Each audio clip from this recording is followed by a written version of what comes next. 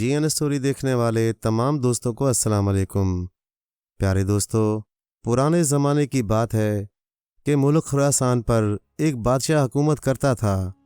عدل و انصاف اس کا ایسا تھا کہ اس کے راج میں شیر بکری ایک ہی گھاٹ پر پانی پیتے تھے۔ انصاف کے معاملے میں وہ اپنے بیٹے تک کا لحاظ نہیں کرتا تھا۔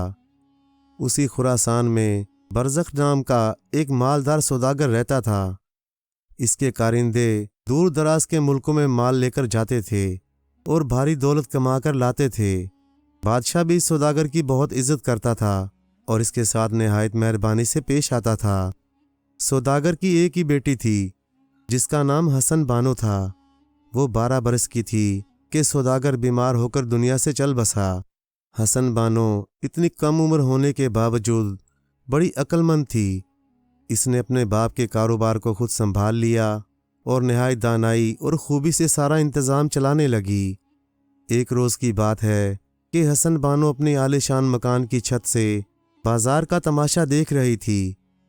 اتنے میں ایک درویش 40 خادموں کو ساتھ لیے اس طرف سے گزر رہا تھا۔ وہ اپنے پاؤں زمین پر نہیں رکھتا تھا۔ اس کے خادم سونے چاندی کی اینٹیں فرش پر رکھتے تھے اور وہ ان پر پاؤں رکھتا ہوا چلتا تھا۔ حسن بانو نے اپنی دائی سے کہا جو پاس ہی بیٹھی تھی، اماں یہ بزرگ تو بڑے صاحب کمال معلوم ہوتے ہیں۔ دائی نے جواب دیا، بیٹی یہ ہمارے بادشاہ کا پیر ہے۔ مہینے میں 2-4 بار بادشاہ اس کے پاس جاتا ہے اور یہ بھی کبھی کبھی بادشاہ کے پاس آتا ہے۔ حسن بانو نے یہ سن کر سوچا کہ کیوں نہ میں بھی اس پیر کی دعوت کروں۔ دائی سے مشورہ کر کے اس نے فوراً ایک نوکر کو اس پیر کی طرف دوڑایا اور پیغام دیا کہ حضور کسی روز میرے گھر کو اپنے مبارک قدموں سے روشن فرمائیں تو یہ میرے لیے انتہائی خوش قسمتی ہوگی۔ حسن بانو کا یہ پیغام سن کر پیر نے جواب دیا، بزرگوں پر لازم ہے کہ وہ چھوٹوں پر مہربانی کریں۔ آج تو کچھ کام ہے، ہم کل صبح آئیں گے۔ اس خبر کو سنتے ہی حسن بانو نے قسم قسم کے کھانے اور مٹھائیاں تیار کرائیں، اپنے مکان کو دلہن کی طرح سجایا، کئی طرح کے ریشمی سنہری لباس اور ہیرے جواہرات کے علاوہ اشرفیوں کی تھیلیاں پیر صاحب کی نظر کے لیے تیار رکھیں۔ صبح ہوئی تو پیر اپنے 40 خادموں کے ساتھ سونے چاندی کی اینٹوں پر قدم رکھتا ہوا حسن بانو کی حویلی میں آیا۔ حسن بانو نے دروازے سے لے کر نشست گاہ تک سنہری فرش بنوا رکھا تھا۔ وہ اسے رونتا ہوا بڑے ٹھاٹھ سے شاہانہ مسند پر جا بیٹھا۔ خواجہ سرا جواہر کے تھال لے کر حاضر ہوئے، لیکن پیر نے کہا کہ یہ زر و جواہر میرے کس کام کا، لے جاؤ، میں تو درویش ہوں۔ اس کے بعد اشرفیوں کی تھیلیاں اور ریشمی لباس اس کی خدمت میں پیش کیے گئے تو اس نے انہیں بھی قبول کرنے سے انکار کر دیا۔ نوکروں نے اب ایک بڑا سا دسترخوان پیر کے سامنے سجا دیا اور قسم قسم کے میوے اور مٹھائیاں اس پر چننے لگے۔ جن برتنوں سے نوکروں نے اس کو ہاتھ دھلوائے وہ سونے چاندی کے تھے اور سونے چاندی کے برتن ہی دسترخوان پر سجے تھے۔ وہ دکھاوے کا پیر تھا اور اصل میں بڑا مکار تھا۔ کھانا کھاتے ہوئے لگا بار بار سونے چاندی کے برتنوں کو دیکھنے۔ جی میں سوچتا تھا کہ یہ سوداگر زادی تو سونے کی کان معلوم ہوتی ہے۔ اتنا مال اسباب تو کسی بادشاہ کو بھی نصیب نہیں ہوتا۔ کسی طرح اس سارے مال اسباب پر ہاتھ صاف کرنا چاہیے۔ اس خیال سے اس نے تھوڑا سا کھانا کھایا اور پھر حسن بانو کو دعائیں دیتا ہوا رخصت ہو گیا۔ آدھی رات کے وقت اس مکار نے اپنے 40 ساتھیوں کے ساتھ حسن بانو کی حویلی پر ڈاکہ ڈالا اور تمام زر و جواہر اور دوسرا قیمتی سامان سمیٹنے لگا۔ کچھ نوکر جاگ اٹھے تو انہیں ان ظالموں نے زخمی کر دیا اور کئی ایک کو جان سے مار ڈالا۔ شور سے حسن بانو کی بھی آنکھ کھل گئی تھی۔ اپنے کمرے کی کھڑکی سے جھانک کر دیکھا تو پہچان گئی کہ یہ تو وہی پیر صاحب ہیں اور ان کے 40 ساتھی ہیں۔ وہ افسوس سے ہاتھ ملتی رہ گئی کہ اب کیا کرے۔ رات تو جیسے تیسے کٹی۔ صبح ہوتے ہی وہ اپنے مردہ اور زخمی نوکروں کو چارپائیوں پر ڈال کر بادشاہ کے دربار میں لے گئی اور فریاد کرنے لگی، جہاں پناہ کل میں نے اس پیر کی مہمانی کی تھی جو سونے چاندی کی اینٹوں پر پاؤں رکھتا ہوا چلتا ہے۔ اس نے یہ غضب کیا کہ میرے گھر کو لوٹ لیا، 10-20 نوکروں کو زخمی کیا، 2-4 کو مار ڈالا اور 11-12 لاکھ روپے کا مال اسباب ساتھ لے گیا۔ بادشاہ یہ سن کر ایک دم غصے میں آ گیا اور کہنے لگا، نادان لڑکی، تیرا دماغ خراب ہے جو ایسے نیک ولی پر اس طرح کی تہمت لگاتی ہو؟ وہ ہمارا پیر ہے اور ہم اچھی طرح جانتے ہیں وہ تو دنیا کے مال کی طرف آنکھ اٹھا کر بھی نہیں دیکھتا۔ یہ سن کر حسن بانو نے ہاتھ جوڑ کر کہا، حضور، اسے ولی نہ کہیے، وہ شیطان ہے۔ یہ سن کر بادشاہ کے تن بدن میں آگ لگ گئی۔ اپنے پیر کی شان میں اتنی بڑی گستاخی وہ کیسے برداشت کر سکتا تھا؟ اسی وقت حکم دیا کہ حسن بانو کی حویلی ضبط کر لی جائے اور اس کو ملک سے باہر نکال دیا جائے، اور زر و جواہر سے لے کر جھاڑو سے لے کر تنکے تک اس کا سارا مال اسباب شاہی خانے میں داخل کرا دیا جائے۔ شاہی حکم ملتے ہی پیادے گئے اور حسن بانو کی حویلی کا سارا سامان سمیٹ لائے۔ پھر چند سپاہی حسن بانو اور اس کی دائی کو خراسان سے خاصی دور ایک ویران سنسان جنگل میں چھوڑ آئے۔ حسن بانو حیران ہو کر دائی سے پوچھتی کہ اماں، ایسی کیا خطا مجھ سے ہوئی جو میں اس عذاب میں پڑی؟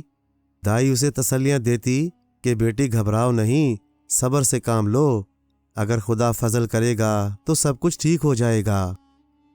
حسن بانو اپنی دائی کے ساتھ خوراک کی تلاش میں کئی روز تک جنگل میں ادھر ادھر پھرتی رہی۔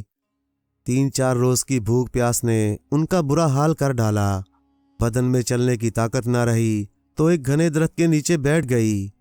تھکی ہوئی تو تھی ہی، اسے بے اختیار نیند آ گئی اور وہ اسی درخت کے نیچے لیٹ کر سو گئی، اور خواب میں کیا دیکھتی ہے کہ ایک بزرگ سامنے کھڑے ہیں اور درخت کی طرف اشارہ کرتے ہوئے کہہ رہے ہیں، اے بیٹی غم نہ کر، خدا نے تیری بہتری کے لیے سب سامان کیا ہے۔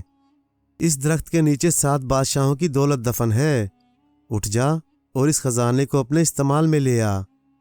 حسن بانو نے نیند سے بیدار ہوتے ہی اپنا خواب دائی کو سنایا۔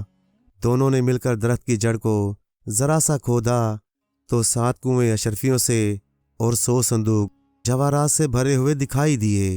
ان کے علاوہ ایک موتی بھی نظر آیا جو مرغابی کے انڈے کے برابر تھا۔ حسن بانو بھوک پیاس سب بھول گئی۔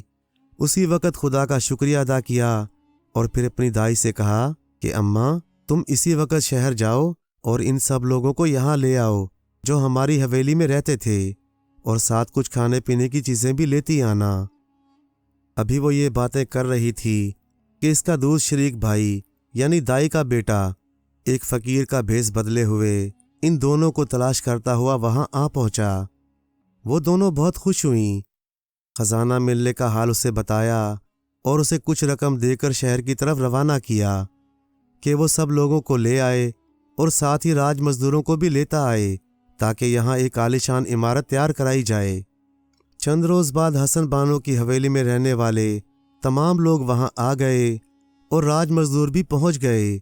حسن بانو نے کاریگروں کو ایک خوبصورت اور عالیشان حویلی بنانے کا حکم دیا اور انہیں تاکید کی کہ جلد سے جلد کام ختم کریں اور یہ خیال بھی رکھیں کہ اس بات کا کسی سے ذکر نہ کریں۔ کام ٹھیک ہوا تو بھاری رقم انعام میں ملے گی۔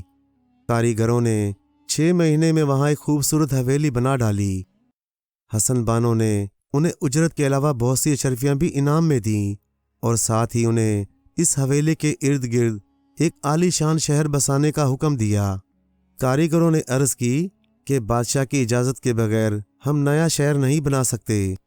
حسن بانو نے جواب دیا کہ تم اس کی فکر نہ کرو، بادشاہ کی اجازت لینے کا بندوبست میں کرتی ہوں۔ اس نے مردانہ لباس پہنا اور ایک خوبصورت عربی گھوڑے پر سوار ہو کر خراسان کا رخ کیا۔ شاہی دربار میں پہنچ کر دربانوں کے ذریعے اطلاع کرائی۔ بادشاہ کو جب معلوم ہوا کہ ایک نوجوان سوداگر حاضر ہوا ہے تو فوراً بلوا لیا۔ حسن بانو نے بادشاہ کے سامنے پیش ہو کر شاہی آداب بجا لانے کے بعد مال و دولت کے کئی تھال اس کی نظر کر دیے۔ بادشاہ نے نام پتہ پوچھا تو حسن بانو نے عرض کیا، حضور، اس خاکسار کو بہرام کہتے ہیں۔ میرا باپ نیشا پور میں سوداگری کیا کرتا تھا۔ بدقسمتی سے پچھلے دنوں بصرہ کے قریب ایک جہاز پر اس کا انتقال ہو گیا۔ وہ اکثر حضور کے عدل و انصاف کا ذکر کیا کرتا تھا، اس لیے مجھے حضور کی خدمت میں حاضر ہونے کی بڑی آرزو تھی جو آج خدا کے فضل سے پوری ہوئی۔ مجھے یہاں سے کچھ دور جنگل میں ایک مقام پسند آیا ہے۔ اگر حضور کی طرف سے اجازت ہو تو وہاں میں ایک شہر بسا کر قیام کروں اور اس کا نام شاہ آباد رکھوں گا۔ بادشاہ نے خوش ہو کر فوراً اسے اجازت دے دی۔ سوداگر کو چاند جیسے چہرے والے کا خطاب دے کر اپنے درباریوں میں شامل کیا اور ملازموں کو حکم دیا کہ وہ شہر بسانے میں اس کی مدد کریں۔ حکم کی دیر تھی، دیکھتے ہی دیکھتے جنگل میں منگل ہو گیا۔ حسن بانو نے یہ بھی اپنی عادت بنا لی کہ وہ ہر 5ویں 10ویں روز اسی مردانہ لباس میں بادشاہ کی خدمت میں حاضری دیتی۔ دن رات کی محنت کے بعد کاریگروں نے 2 برس میں شہر کی تعمیر کا کام مکمل کر لیا۔ حسن بانو نے کاریگروں کو بہت سارا انعام دے کر رخصت کیا اور اس کے بعد وہ اکثر بادشاہ کی خدمت میں رہنے لگی۔ ایک دفعہ بادشاہ اپنے پیر کی ملاقات کے لیے گیا تو حسن بانو کو بھی ساتھ لیتا گیا۔ جب بادشاہ نے حسن بانو کے سامنے پیر صاحب کی تعریفیں کی تو حسن بانو نے ہاتھ جوڑ کر پیر صاحب سے عرض کی، اگر پیر صاحب اس ناچیز کو گھر کی رونق بخشیں تو یہ ان کا بہت بڑا احسان ہوگا۔ پیر صاحب نے وعدہ کر لیا کہ میں ضرور آؤں گا۔ حسن بانو نے بادشاہ سے عرض کی، شاہ آباد خراسان سے کافی دور ہے، پیر صاحب کو وہاں جانے میں تکلیف ہوگی۔ حضور، برزخ سوداگر کی وہ حویلی جو کئی برس سے خالی پڑی ہے چند روز کے لیے عنایت کر دیں تو یہ غلام اس ولی کی ضیافت یہیں کر دے گی۔ بادشاہ نے کہا، اے چاند چہرے والے سوداگر، وہ حویلی ہم نے تجھی کو بخشی، اب جیسے جی میں آئے کر۔ حسن بانو اسی مردانہ بھیس میں اپنے نوکر چاکروں کے ساتھ اس حویلی میں داخل ہوئی اور فوراً اس کی مرمت اور صفائی کا حکم دیا۔ اس کے بعد ضیافت کا سامان شاہ عباس سے منگوایا۔ پہلی دعوت سے کہیں بڑھ کر بندوبست کر کے پیر صاحب کو پھر وہاں بلوایا۔ پیر صاحب اپنی عادت کے مطابق سونے چاندی کی اینٹوں پر پاؤں رکھتے ہوئے آئے۔ حویلی کی چکا چوند دیکھ کر پیر کی آنکھیں کھل گئیں۔ دل میں سوچنے لگا کہ یہاں تو اعلیٰ درجے کا ہر قسم کا سامان ہے، سب پار کر لینا چاہیے۔ حسن بانو نے تمام زر و جواہر اور اشرفیوں کی تھیلیاں وغیرہ پہلے کی طرح پیر صاحب کی خدمت میں پیش کیں اور وہ مکار انہیں ٹھکراتا گیا کہ ہمیں دنیا کے مال کا لالچ نہیں۔ حسن بانو نے وہ تمام زر و جواہرات اور سونے چاندی کے برتن حویلی کے طاقوں میں رکھوا دیے تاکہ پیر کی نظر پڑے تو اس کی طبیعت میں لالچ اور بڑھے۔ 2-4 لقمے کھانے کے بعد ہی پیر صاحب دعائیں دیتے ہوئے رخصت ہو گئے۔ حسن بانو نے نوکروں کو تاکید کر دی کہ جو چیز جہاں پڑی ہے وہیں پڑی رہنے دو، لیکن ہوشیار ہو کر رہنا۔ ادھر ایک رکا کوتوال کے نام لکھا کہ آج کی رات مجھے اس حویلی پر ڈاکہ پڑنے کی خبر ملی ہے، تم اپنے سپاہی لے آؤ اور گھات میں بیٹھے رہو۔ کوتوال شام ہوتے ہی 200 سپاہیوں کا دستہ لے کر آ گیا اور سپاہی حویلی کے ارد گرد چھپ کر بیٹھ گئے۔ آدھی رات کے قریب وہ مکار پیر اپنے 40 ساتھیوں کے ساتھ آن پہنچا۔ حویلی چوپٹ کھلی تھی۔ پیر کے نوکروں نے جلدی جلدی سامان سمیٹ کر گٹھڑ باندھے اور سر پر اٹھا لیے، اور مکار پیر نے بھی ہیرے جواہرات کی تھال اٹھا کر اپنی گٹھڑی میں رکھ لی۔ جب یہ سب باہر کی طرف بڑھے تو گھات میں بیٹھے ہوئے سپاہی اپنی اپنی جگہ سے کودے اور ان سب کی مشکیں کس کر ان کی گٹھڑیاں ان کے گلے میں ڈال دیں۔ صبح کے وقت کوتوال نے ان سب کو بادشاہ کے سامنے جا پیش کیا۔ بادشاہ دل میں سخت افسوس کر رہا تھا کہ میں نے تو اسے اپنا پیر بنا رکھا تھا اور اسے ولی کامل سمجھتا تھا، لیکن یہ چور اور ڈاکو نکلا۔ اس نے غضبناک ہو کر حکم دیا کہ ان سب کو ابھی پھانسی دی جائے تاکہ پھر کسی کو ایسی دغا بازی کی جرت نہ ہو سکے۔ بادشاہ کے زبان ہلانے کی دیر تھی کہ جلاد نے فوراً سب کا کام تمام کر دیا۔ اب حسن بانو نے بھی بادشاہ کے سامنے اپنا اصلی حال ظاہر کیا کہ حضور، میں وہی سوداگر زادی حسن بانو ہوں جسے آپ نے اس مکار اور دغا باز فقیر کی خاطر شہر بدر کیا تھا۔ میرے باپ کا تمام مال اسی کے گھر میں ہے، حضور کھدوا کر دیکھے تو ضرور نکلے گا۔ جب پیر کی حویلی کو کھدوا کر دیکھا گیا تو وہاں سے وہ تمام مال برآمد ہو گیا۔ چند روز بعد حسن بانو نے بادشاہ کو شاہ آباد بلا کر اس کی دعوت کی۔ دعوت کے بعد بادشاہ کو اشرفیوں سے بھرے ہوئے 7 کنویں دکھلائے اور ہاتھ باندھ کر عرض کی، حضور اپنے خادموں کو حکم دیجئے کہ ان تمام اشرفیوں اور مال اسباب کو لے جا کر شاہی خزانے میں جمع کرائیں۔ لیکن بادشاہ کا حکم پا کر جب خادموں نے اشرفیوں کے کنووں سے نکالنے کے لیے ہاتھ بڑھائے تو وہ اشرفیاں سانپ اور بچھو بن گئیں۔ خادموں نے واپس آ کر بادشاہ کی خدمت میں سارا حال کہہ سنایا۔ بادشاہ بہت حیران ہوا اور حسن بانو کے چہرے کا رنگ زرد ہو گیا۔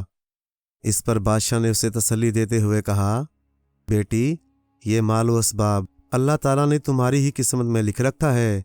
تم مالک و مختار ہو، جس طرح چاہو خرچ کرو، کوئی دوسرا اس کو ہاتھ بھی نہیں لگا سکے گا۔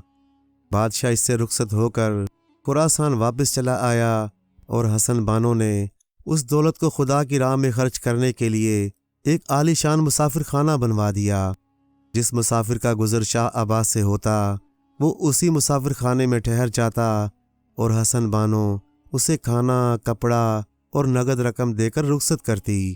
پیارے دوستو، کہانی اچھی لگے تو لائک کریں، چینل کو سبسکرائب کر دیں اور مزید اسی طرح کی قصے کہانیاں دیکھنے کے لیے دیکھتے رہیں GN اسٹوری TV۔ شکریہ۔